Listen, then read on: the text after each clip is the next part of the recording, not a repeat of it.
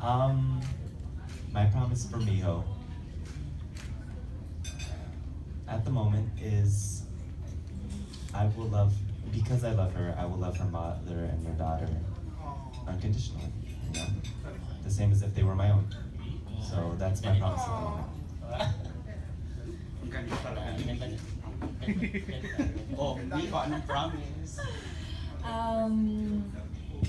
Unang-una gusto kong pasalamat sa kanya. Siyempre promise din naman po to. Gusto kong mag-thank you sa kanya kasi siyempre hindi naman kasi madali sa kanya. Hindi naman madali sa tao na mahalin yung kahit hindi niya anak. Minamahal niya yung anak ko and then siyempre yung pamilya ko. So sana huwag siyang magbago and then sana nandyan lang siya palagi para sa anak ko, para sa nanay ko, para sa amin. So gusto ko rin i-promise sa kanya na nandyan din ako para sa kanya. Yun. Kahit simple lang, yun yung gusto kong masabi sa kanya at gusto kong i-promise. Thank you. Yes. Congrats. Thank you. Medyo singit na ako, Aaron, na bago tayo tumuloy sa ating susunod na magtatanong. Tatanungin lang natin sila dito sa table nila direct, no? Kumustahin lang natin kung ano ba yung, kumusta yung tumingin sa kanilang unang sabak dito nga sa ipaglaro.